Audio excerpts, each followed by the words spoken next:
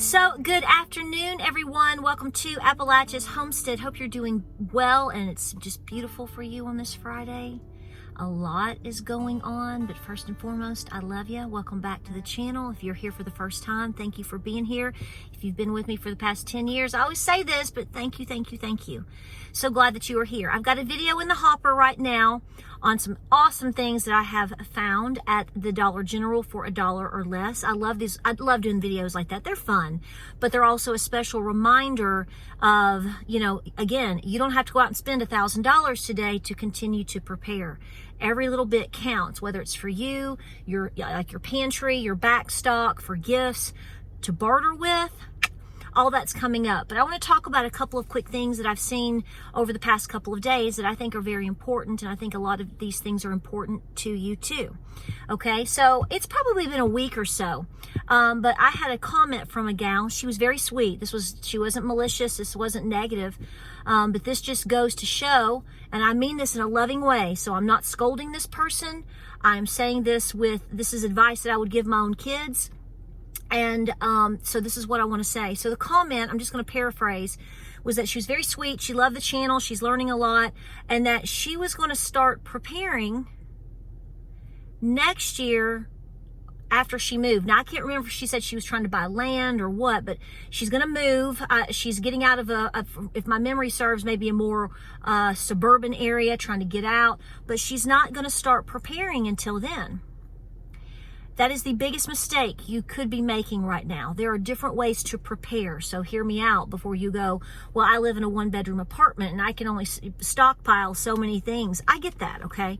I do think trying to get some things as you go along and doing the best that you can to have things in an emergency where you are, okay?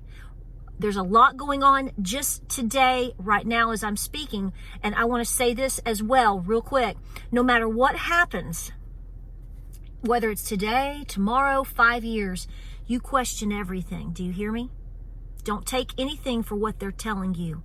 Use the brains that God and Granny gave you and think about what's going on and be open-minded to the possibilities of why things are happening, if they are happening, what impact is that going to make at the time, and what does that mean for us down the pipeline.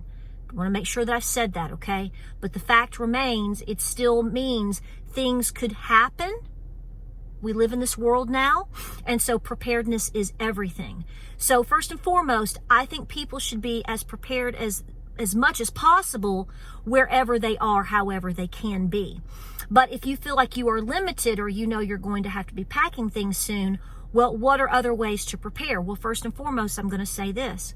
Please make sure that you have cash on hand at home. Even though we know what's happening to the dollar, I know it's a train wreck, flying off the tracks, on fire, blowing up in front of you, but that is still what you're operating under. So I want to stress to you that you make sure that you have cash on hand, even if it's just $50 or $100, I don't know, that you can have in case of an emergency. Please do the best that you can, okay?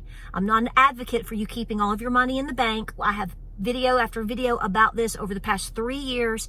We won't go over that again. I'm just saying, make sure you are able to get to your cash. Make sure you are able to get to your assets, okay? Has to be in the hand, has to be in the hand. So, let's say you live in a condo and you're going to move, or you live in an apartment, you're going to move, you rent somewhere, you're going to move and buy somewhere, you hope. Now, with interest rates right now, that might be changing your plans too. You have to be fluid, if you will, in terms of your preparedness and thinking outside of the box, because things are changing so rapidly. Yes, you should have food on hand, water on hand, medications, body needs, pet needs, etc., self-defense. How much and how and who, what, where, when, and how, in terms of what applies for you and your family, that's on you. Because, I have to broad brush that, but I would make sure, guys, when I say 3 to 6 months, I'm being super modest, okay? I mean, I know that's a lot for people at times, especially if you're starting out, but that is where your mind should be. At least 30 days at a minimum. But here's what I'm saying. If you live in a situation where you're just saying, I'm not going to do anything until I move, you are making a massive mistake. I'm sorry to tell you. I'm sorry that, we have to have these conversations right now, but it is imperative for everyone to understand what they need to be doing. So, do you have cash on hand? Are you making good financial decisions? That is preparedness in a massive, massive way. Because if you don't have cash, and if you haven't saved up cash, and if you are not prepared to ride the tide, you might not be able to move. Worse than that, you might not be able to move, and your rent goes up again, like we've seen that happen to so many people in recent months, in the last year or two. It's criminal is really what it is in terms of what's going on, especially when you're watching illegals come in and they're given everything, and yet you're taking, you're kicking children out of schools, and yet you have people losing their apartments. It is criminal what's happening. That's not a political affiliation of any sort. If people are doing that, I don't care who they are, where they're from, or what they say they represent. It's criminal. So there's that. So you have got to think of preparation in many ways. Now, you may be like, I don't want to get too much stuff because I'm going to be moving. Well, have you learned skill sets? Self-defense. I'm going to leave that wide open to what you think you should be doing with that. It's probably pretty obvious. Self-defense. Have you attended any classes that you could possibly go to learn how to do basic things? Canning, for example. You don't even have to do that. There is 1.6 million videos on YouTube right here as we're sitting and talking. I have videos on how to can. Learn how to do basic canning, even if it's just strawberry season's coming in right now. You could be making violet jelly. You can make strawberry jam. You can do pickles. Go to the farmer's market, buy some pickles from a farmer. Not pickles, cucumbers. Hey, still good. And learn to can something. Basic skills. Learn about and read books on frugality, pinching pennies. So while you may be in a holding pattern at this moment, that doesn't mean your skill set stops. That doesn't mean paying off debt stops. That doesn't mean planning ahead stops. Okay, if you're going to be moving into an agrarian lifestyle, let me tell you right now, it takes years to get decent at it. So the more that you can learn prior to, even if it's just how to raise baby chicks, if you think you might get chickens, or how to milk a goat, maybe you can get with a local farmer, or maybe there's a family friend that has a small farm that would let you come by for an afternoon and teach you things. So what I'm saying is just because you say, I'm going to be moving, that doesn't mean that you're not preparing. There's 106 million ways that you could be preparing, and it all counts. Okay? Are you learning medical skills? Okay? Basic first aid, CPR. Let me tell you, every skill set that you learn, or could learn, especially if it could be free or very inexpensive, believe me, it's all going to count. And the things that you have done in your past life, maybe you used to sew. Maybe, you went you're a hygienist, and you know how to dental care. Really brush up on all of those things that maybe that you did 10 years ago, or 5 years ago, or 20 years ago, and you kind of set it to the side because maybe you've retired. Guys, every skill set is going to be imperative, okay? I cannot say that enough. So yes, you should be preparing now in all ways as much as possible. The obvious, and then for some people, the not so obvious. Because if you do have the chance to finally move and get somewhere where you think you're going to be able to prepare, you may be so overwhelmed with so many things that it's important that you didn't let time waste. In addition to this, I want to say this, and I know most of you, 99% of you, are going to agree. Do not assume that because somebody has chosen to switch lifestyles to homesteading and farming, or grew up in this environment, or homeschools their children or whatever, that they're just a bunch of punky-lunk dummies. Let me tell you right now, if you go to your local co-op, or if you go to the farm supply store, a lot of the men that are going in and out, mostly men, not always, but mostly men, with their wives too, that have been farming and doing agriculture for a long time, they could probably buy you over 100 times in cash right now. Maybe in other assets too.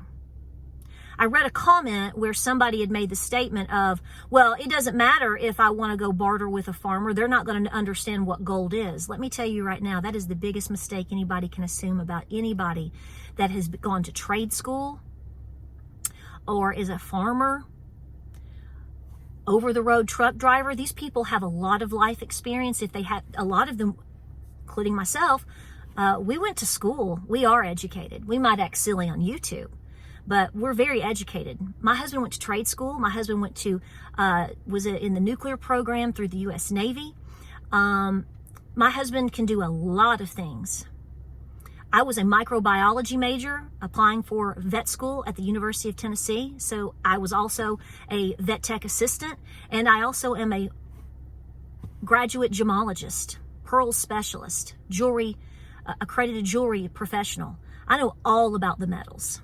I know all about gold. I know all about silver. I have every tool that I would ever need to be able to grade any gemstone, any piece of metal, anything that you've got. If I wanted to look at it, I'm the person that you would come to. That's not a brag on my part. I'm just telling you, do not assume that because somebody's out here milking a goat that they don't have brain cells clicking in between their ears. Now, 99.9% of you are in this boat with me and you're going, yeah, heck yeah. Okay, we have gone to school. We have a lot of life experience. And I would totally place my bets on being out with farmers, men that know how to hunt, know how to fish, know how to preserve food, know how to forage in a lot of cases, know a lot of things in terms of animal husbandry. Yeah, I would place my bets there in most cases that's who I wanted to be with, and I would never doubt their intelligence whatsoever. This is a big problem with a lot of people that have not grown up or in or around or switched to this lifestyle, that there is a level of arrogance. Now, that's not everybody. This could just be 1 in a million. I get that.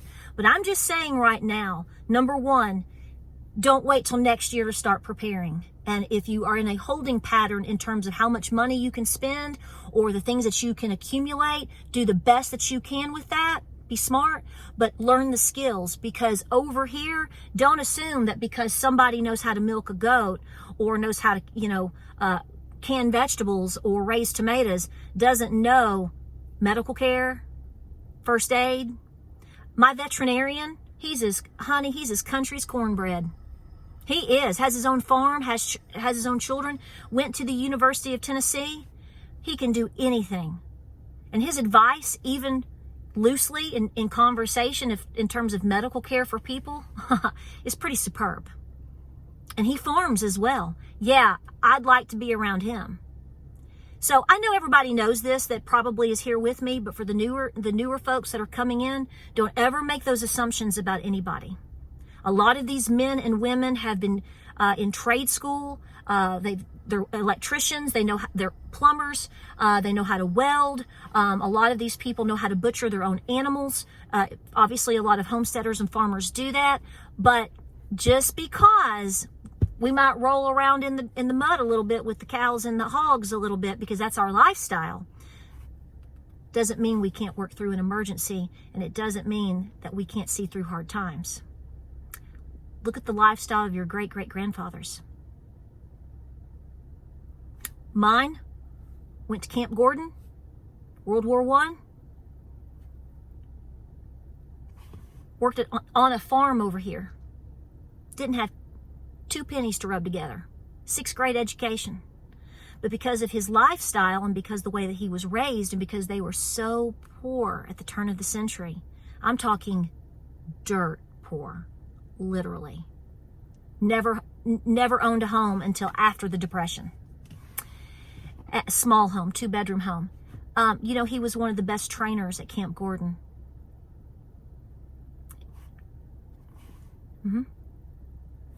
Most people would scoff and would have laughed at how dumb he might have been.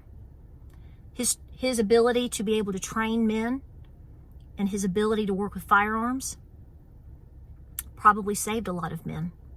So don't doubt it. What is it? A country boy will survive? I think that applies. Don't put things off. Don't be full of pride. Don't let your arrogance take you over. Drop your egos and get to work. And we all have to remind ourselves of this every single day. Humility, be humble, learn everything that you can, no matter how yucky you think it is, how yucky, how dirty you think it is, something you would never do. Oh, believe me, with the way things are rolling, you'll be doing it. We all will. Be prepared. Like, subscribe, and share. We appreciate you being here. I hope you are doing great, continuing to prepare. I hope you consider what I've said. I know, again, like I said for the third or fourth time, I know most of you get it and agree. And, you know, it is what it is. But for that one person out there, I hope this makes an impact on you. And I hope you get busy today. Praying for everyone out there. Godspeed. God bless. Pray, be peaceful. Guys, and I'll see you in the next video.